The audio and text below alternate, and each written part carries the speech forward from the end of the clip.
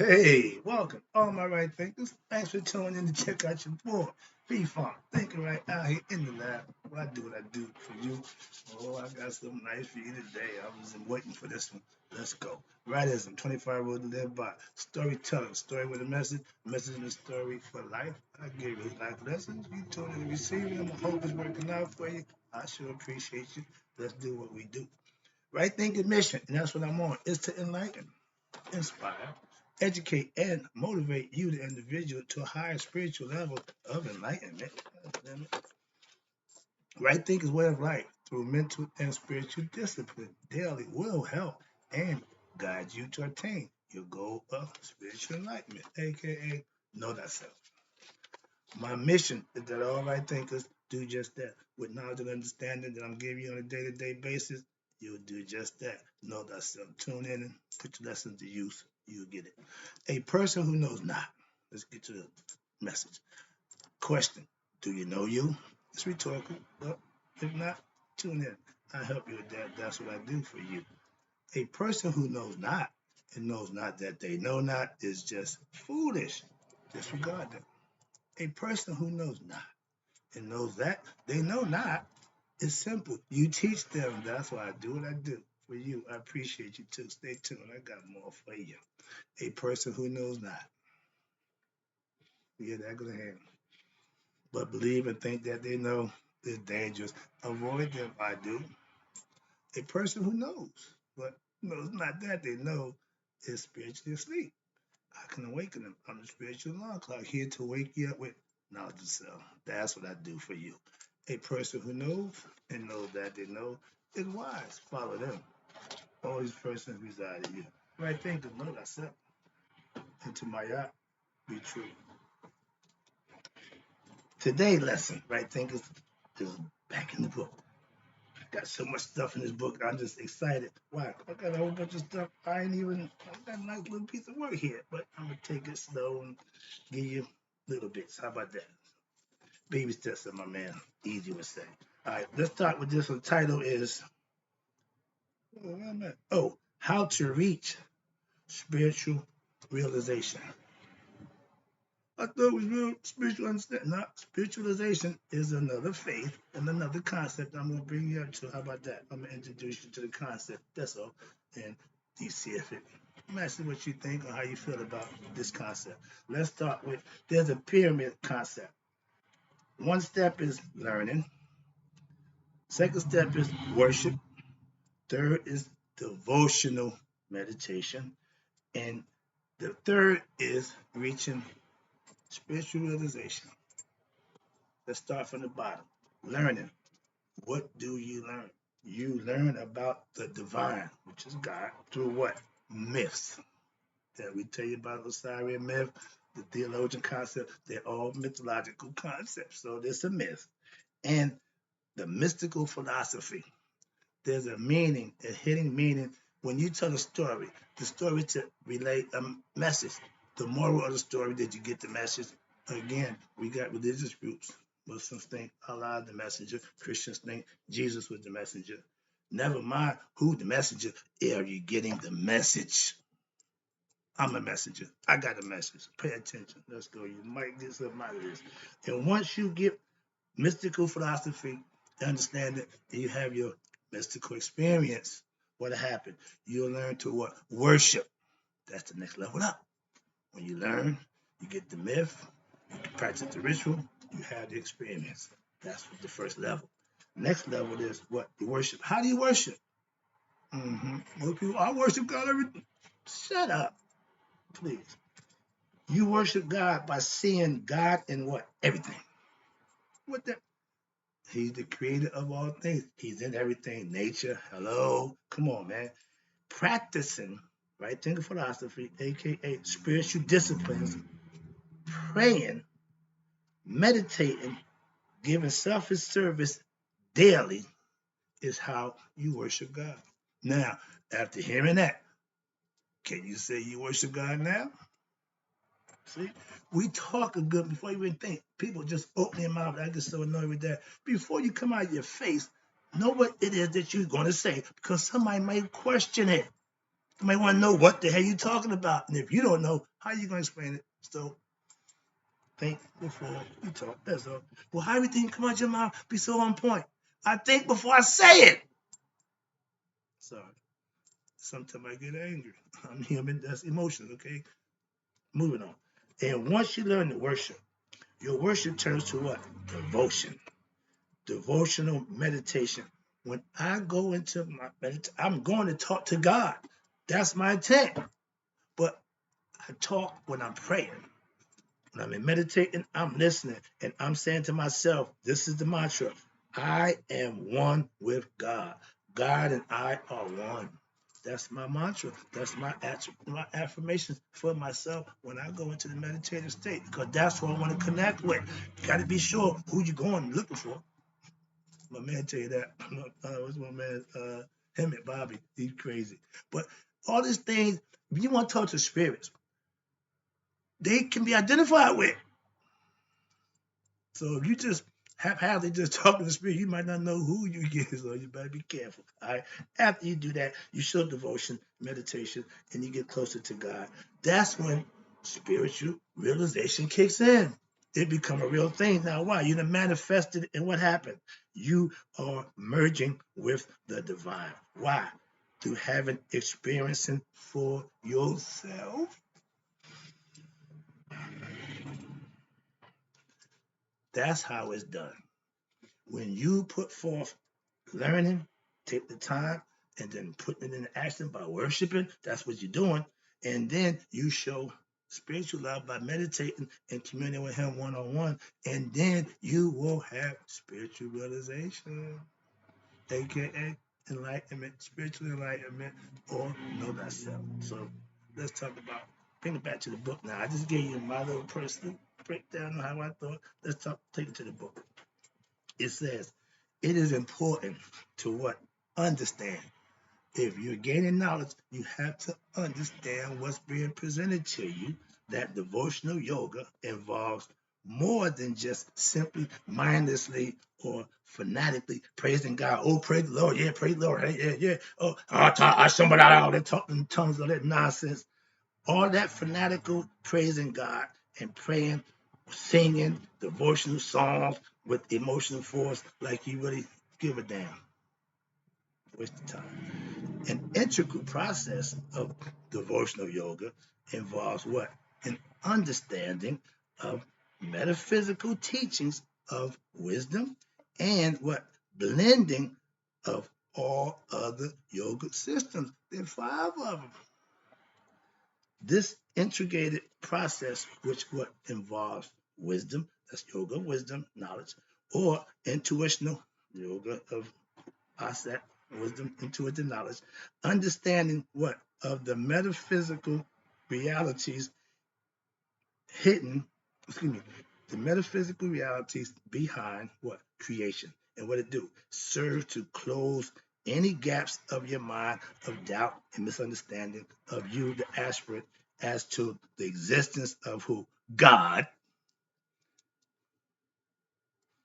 Believers in God don't know God, they just believe in God. With practice, due diligence, devotional meditation, living, doing the right thing, you will know God for yourself. How about that?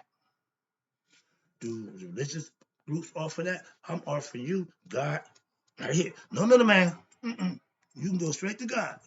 Open the third eye, get the pineal gland activated, and he will. What meditation he's talking to you if you go into understand how to get into that state of mind. But he's there. He's just waiting for you to do what you need to do. Where we at? Now watch this. The main disciplines in this practice of what? Yoga of devotional love has been outlined below. I just gave a breakdown for that. Now, the melting of a heart, I did that in the last lesson, but they did a phrase about the melting of a heart. It refers to what? The verse 46 above. In fact, the disillusion of what? The individual mind.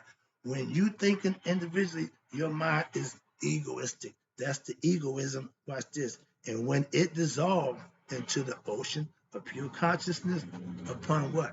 Atoning to the cosmic ocean of consciousness, who is what? Amun. That's the highest level of consciousness. When you reach that state, when this movement of devotion reaches the height, there is what? A realization. Ding, ding, ding, ding, ding, for the manifestation. And that the ego, here we go, does no longer exist. And watch this. The I, me, which was previously used to refer to the ego personality self, is in reality who? The higher self. Haru. Remember, if you don't know, you think it's you. Haru know he's God. They go back and forth within you. That's you, the ego, lower self, higher self. They're always in a war, the holy war, so to speak. So you are the deciding factor. Your choice. That's what Mayat gives you. Balanced understanding to make a decision based on what's best for you. Now, this spiritual the spiritual aspirant, watch this, on the devotional path transcends what? The individual ego. You get past your ego. That's how you conquer the ego. And once you do that, what happens? And you discover what? The higher self within. Another pin drop moment. Only way you can get to your higher self is put the lower self in control and move on. Remember, they say, devil, get behind me. Yeah, I don't mind you. We share the same body. Set and Haru share the same body. The question is, who's in control? And so, now watch this. Out of what? Ignorance of your higher self. Most people, which are the masses, and sorry to say that, this is true, what happened? Become caught up in the dualistic thoughts of their mind. They go back and forth, the him and the horn. They don't know this, don't know that. That means no balance. That means you're at dis-ease. Another lesson. They have, watch this, not what? Discovered the transcendental what? Peace. Why? Being caught up in the waves of positive and negative emotions, that roller coaster, and the egoistic desires for what? Acquiring something that they perceive will what? Bring them happiness. Happiness is a state of being, a state of mind. It's not having and getting stuff. You'll find that out. Sorry about that. Let me get that lesson. But yeah, a lot of us are driven for stuff. They think that's gonna make us happy. I get my red Rolls Royce. I'm gonna be happy as the pig and who know what. But that's not happiness. I already have happiness. That's already set. The foundation's already there for that. When you have knowledge of self, all the monetary things, they're still there. You just don't get crazy about it. I'm not hell bent on no red Rolls Royce, but if the opportunity presents itself, if the situation work out, then that would make me happy. For that, that's all. It's achievement, personal achievements in life. We all have them. Okay, so don't get hell bent out of something. Realize it's more important for you to be happy with you than have things that you think gonna make you happy. How about that? Moving on. Now, most ignorant people, they live life in a state of delusions. Okay? What that means? There is a constant belief. Here we go, that word again. I keep using that word for y'all ignorant people because y'all work on the belief.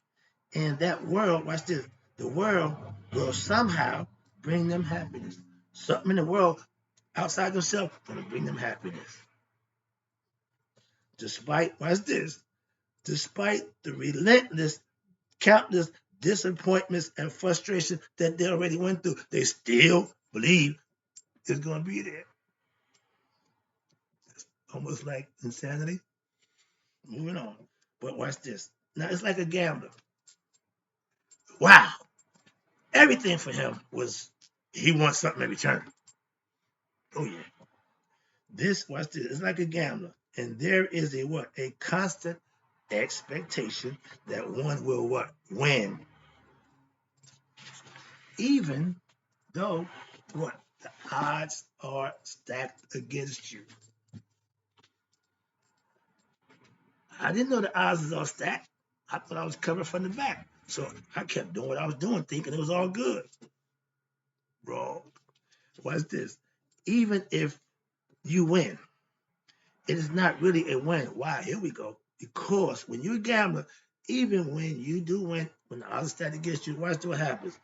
When you really win, Why? Because you don't really win. Why? Because the winnings will be used to what? Strengthen that ignorant belief in the game and will set up the winner for what? An even bigger loss later on. The spiritual life does not mean, understand this, this is me talking now. My old man was a gambler, hands down. That's it. That's what he knew. So that was his lifestyle. He gambled to live. His lifestyle was gambling. He earned a living. So did I at one time. But that don't have a don't pay off on that deal. Okay, ain't no kickback. But when you live a spiritual life, that does not mean that there is no fun or experience of pleasure due to the objects of the world that you are not hell bent about. I'm still happy to pig and stuff again with myself. It means this, that there is no dependency on what? The world for happiness. I don't need y'all to make me happy. I do like the views, so that, make me feel good, but that's not making me happiness. Instead, there is what? An indifference. What that mean? If pleasure is experienced, a sage accepts it. Okay. But then the flip side, if pleasure is not experienced, a sage also accepts this. Again, I keep trying to explain to y'all, it's two sides. You got to be willing to understand, experience both sides and understand the difference between the two. Now you can make your decision based on what you know, not what you believe. And watch this. At no time does the absence or presence of pleasure due to worldly objects or situations affect the deeper experience of what? Peace and joy, which come from where? The inner self. I keep telling you that. So therefore, the experiences of pleasure and pain, what? Remain in the enlightened state, but they are transcended with what? The ever-present knowledge of what? The innermost self within. I never take myself outside myself. That's just what I do. It is like, watch this, standing on the shore and looking at the ocean. Even though the different waves are there, yeah, the ocean cannot be missed. How you miss the forest for the trees, same concept. Likewise, watch this. A sage looks at the pain and sorrow of life as what? Waves. And what happened? But never loses sight of the self which surges like an ocean in every corner of creation. Thus, the unaware in the unawareness, the mind of the abiding presence of who? The divine wisdom overpowers what?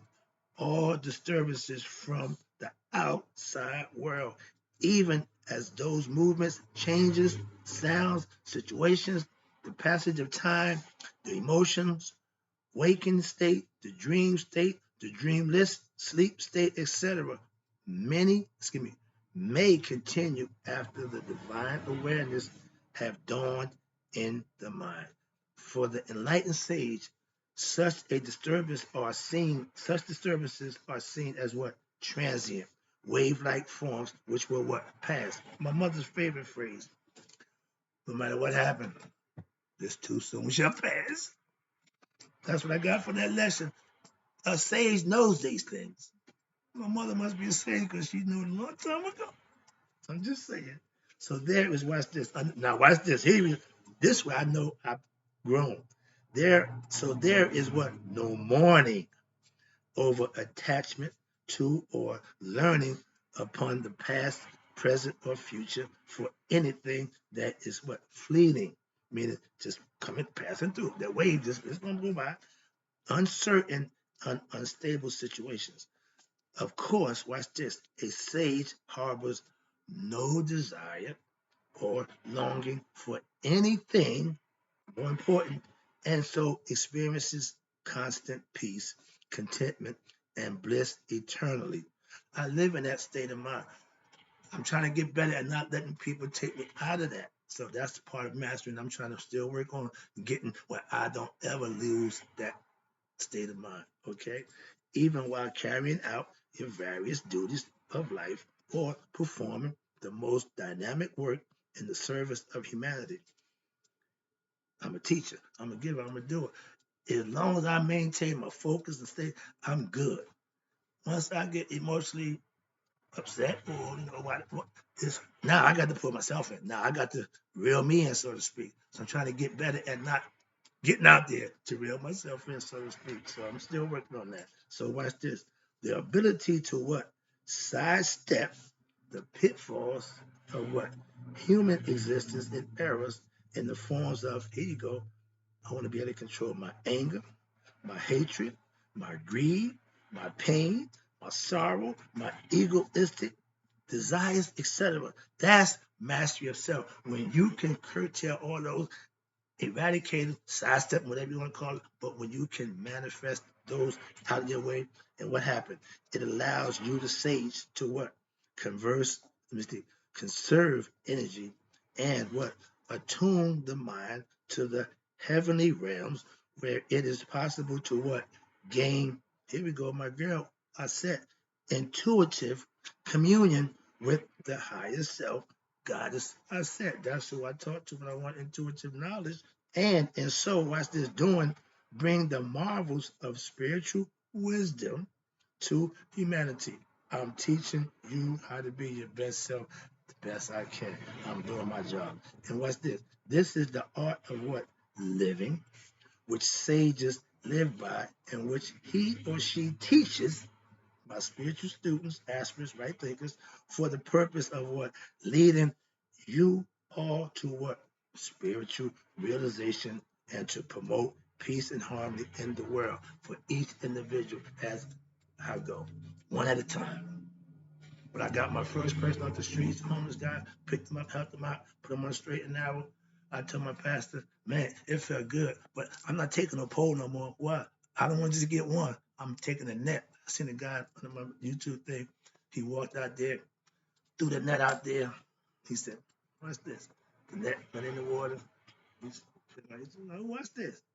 He pulled that net, man. He got big catch. So that's what I want to do. That's my philosophy. That's my concept. I don't want to get one at a time. I want to get a whole bunch of y'all. So tune in, get your lessons. I appreciate you. I think I'm not done. Oops, sorry about that. Yeah, I'm gonna cut it short. I got another lesson coming up. It's okay. I took up enough of your time. Hope you got the lesson. Hope you enjoyed it. I'm out. Spiritual realization is manifestation of you learning, doing, and being your best self.